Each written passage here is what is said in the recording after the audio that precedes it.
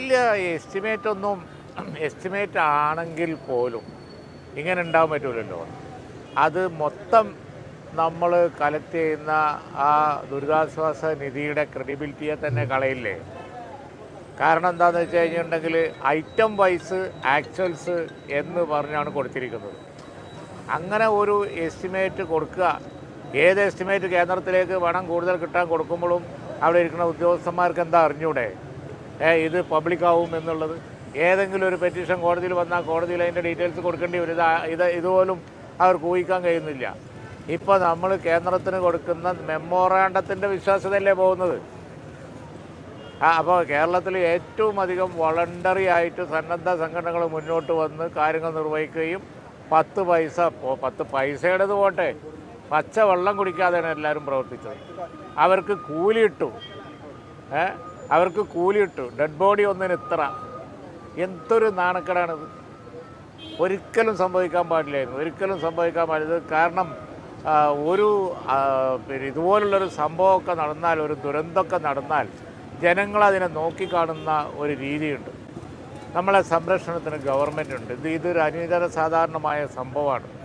അപ്പോൾ അതുകൊണ്ട് തന്നെ സന്നദ്ധ സംഘടനകളും ജനങ്ങളും ഞങ്ങളൊക്കെ രാഷ്ട്രീയമൊന്നും നോക്കണ്ട, സർക്കാർ മുൻകൈ എടുക്കണം, ഞങ്ങൾ കൂടെ നിൽക്കാം എന്ന് പറഞ്ഞതാണ്. എന്താ ചെയ്യുക? ഇപ്പോൾ സന്നദ്ധ സംഘടനകൾ കൊടുത്ത സർവീസ് വരെ കൂലിപ്പണി ആയിരുന്നു എന്നല്ലേ സർക്കാർ പറയുന്നത്? അതിലും വലിയൊരു മാനക്കേട് വേറുണ്ടോ? ഞങ്ങളൊക്കെ അവർക്ക് പുരസ്കാരം കൊടുത്തുകൊണ്ടിരിക്കുകയാണ്, അവരെ ബഹുമാനിച്ചുകൊണ്ടിരിക്കുകയാണ്. അപ്പോഴാണ് അവർ ചെയ്തത് കൂലിപ്പണിയാണെന്നാണ് ഗവൺമെൻറ്. എന്തിൻ്റെ പേരിലാണെങ്കിലും ഒരിക്കലും ന്യായീകരിക്കാൻ കഴിയില്ല.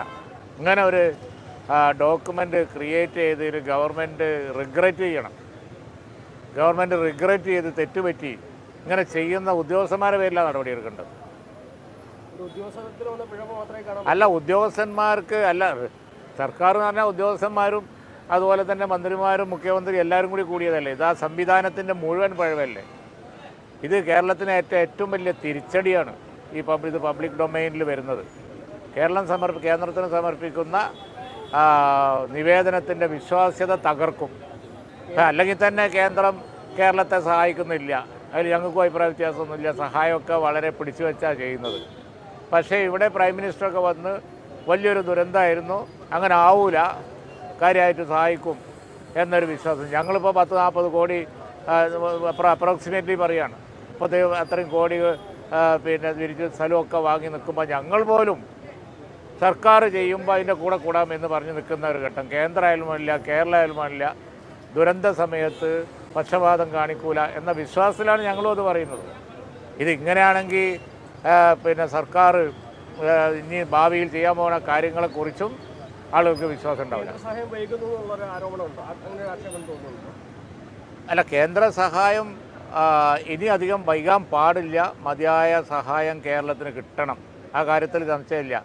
പക്ഷേ ഈ മാതിരി കണക്ക് കിട്ടണമെന്ന നമ്മുടെ ആവശ്യത്തിന് മൂർച്ച കുറയും. ഈ മാതിരി കണക്ക് കൊടുത്താൽ നിങ്ങൾ ഇങ്ങനത്തെ കണക്കല്ല, അല്ലെങ്കിൽ തന്നെ അവിടെ കാരണം കാത്തിരിക്കുകയല്ലേ സംഖ്യ കുറക്കാൻ. അപ്പോഴാണ് മയ്യത്തൊന്നിന് 75,000, അതുപോലെ തന്നെ ക്യാമ്പിൽ ചെയ്യുന്ന ആളുകൾക്ക് 11 കോടിയുടെ വസ്ത്രം. ഇതെന്താ മംഗലത്തിന് പോകണ ഇതായിരുന്നു അവിടെ ആളുകൾ കഷ്ടപ്പെട്ടിരിക്കുമ്പോൾ അത്യാവശ്യത്തിന് പോലും വസ്ത്രങ്ങളും മറ്റുമൊക്കെ ഇല്ലാതിരിക്കുമ്പോൾ അവർക്ക് വസ്ത്രമൊക്കെ വാങ്ങിക്കൊടുക്കൂ. എന്നിട്ട് ഈ മാതിരി ഒരു കണക്കെഴുത്ത് അവരുടെ പേരിൽ വേണ്ടിയിരുന്നോ? അത് വളരെ